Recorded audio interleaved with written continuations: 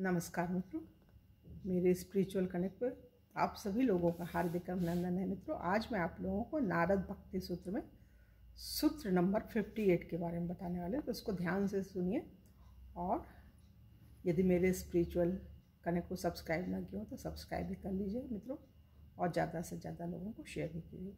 चलिए हम लोग शुरू करते हैं सूत्र संख्या 58 के बारे में। नारद हमें विश्वास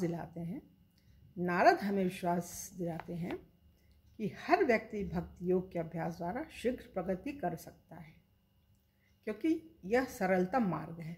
यह विशेष रूप से वर्तमान समय कलयुग में रहने वाले हम लोगों हेतु एक परम महत्वपूर्ण योग्यता है। जैसा कि श्रीमद् भागवतम में कथित है, हे विद्वान, कली के इस लौह युग में लोगों की उम्र छोटी है। वे झगड़ालू, आलसी, विभ्रमित, अभागित तथा मुख्यतः सदैव आक्रांत रहते हैं। इस युग के लोगों की समस्त लक्षण आध्यात्मिक जीवन के लिए अयोग्यताएं हैं। पूर्व युगों में मानव स्थिति आध्यात्मिक उन्नति हेतु अधिक अनुकूल थी।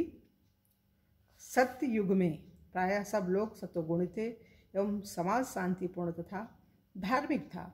उस समय धर्म का संस्तुत रूप ध्यान था। कहा जाता है कि वाल्मीकि ऋषि ने रामायण लिखने से पूर्व 60 सहस्र वर्षों तक ध्यान किया है। इसको पुनः सुनिए मित्रों। कहा जाता है कि वाल्मीकि ऋषि ने रामायण लिखने से पूर्व 60 सहस्र वर्षों तक ध्यान किया एवं कर्दम मुनि ने 10 सहस्र वर्षों तक ध्यान किया। जैसे जैसे युग त्रेता से द्वापर में पहुंचा, मानव समाज का अधिकाधिक पतन होता गया। 5 सहस्र वर्षों पूर्व जब भगवान कृष्ण ने अर्जुन को अष्टांग योग की संस्तुति की, तो अर्जुन ने उसे यह कहकर अस्वीकार कर दिया कि वह उसके लिए अव्यावहारिक तथा असंभव था। हमें आजकल अपने द्वारा कर सकने योग पद्धति संबंधी भव्य धारणाओं को बनाए नहीं रखना चाहिए, अपितु अध्यात्म की अपनी लुप्त प्राय स्थिति के तथ्यों का सामना करना चाहिए। यह सरलतम मार्ग है, नारद कह रहे हैं, और हमें उनके प्रस्ताव को झपट लेना चाहिए। जैसे कोई डूबता व्यक्ति बेटे को झपट लेता है, जैसे कोई डूबता व्यक्ति बेड़े को झपट लेता है, जो तो नाव में जो बेड़ा होता है उसे वो बच सकता है। ऐसे पूर्व युगों में भी जब कठिनतर पद्धतियाँ संस्तुति, लक्ष्य सदैव भगवत गीता ही था। इस युग में भक्ति का सबसे ग्राह्य रूप संकीर्तन या भगवान के पवित्र नामों का सामुदायिक कीर्तन है। यह युग धर्म के रूप में संस्तुत है, जैसा कि बृहद नारदीय पुराण में वर्णित है। कलयुग में हरिनाम के उच्चारण के अतिरिक्त भगवत ज्ञान का कोई अन्य प्रभावशाली माध्यम संभव नहीं है। यही वस्तु श्रीमद् भागवतम में भी संस्तुत है, जहाँ 9 योगेंद्र घोषणा करते हैं कि कलयुग में बुद्धिमान व्यक्ति संकीर्तन पद्धति ग्रहण करेंगे, और सुखदेव गोस्वामी महाराज परीक्षित को बताते हैं कि पवित्र भगवान नाम कीर्तन इस युग का बचावकारी अनुग्रह है। मेरे प्रिय राजन, यद्यपि कलयुग दोषों से पूर्ण है, तथापि इस युग में एक महान गुण है। केवल मात्र हरे कृष्ण महामंत्र के कीर्तन द्वारा व्यक्ति भौतिक बंधन से मुक्त हो सकता है तथा दिव्य धाम में पदोन्नत हो सकता है। संस्तुत युग धर्म के अज्ञान तथा प्रतिरोध में अनधिकृत शिक्षक योग एवं ध्यान सिखाने का व्यवसाय करते हैं, किंतु चूंकि प्रायः कोई भी व्यक्ति ध्यान की कठिन तपस्याओं का अभ्यास करने योग्य नहीं, इसलिए सरल रूपांतर ही सिखाए जाते हैं, जो अधिकतर धोखे का एक रूप होते हैं।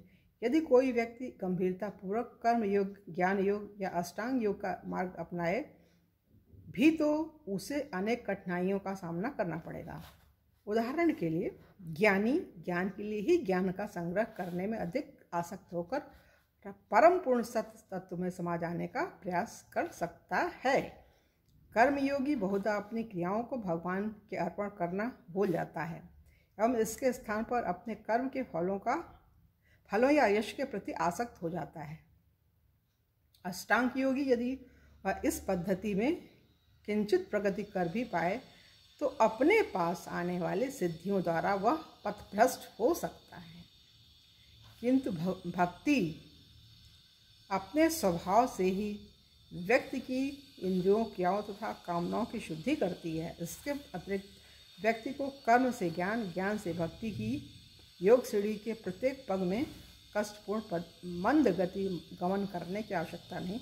किसी भी क्षण में जब भी व्यक्ति समर्पण करने का निश्चय करे और जहाँ भी व्यक्ति शुद्ध भक्तों का संग का पाए, वह भक्ति योग की एक्सप्रेस लिफ्ट को ले सकता है, जैसा भगवान कृष्ण संस्तुति करते हैं।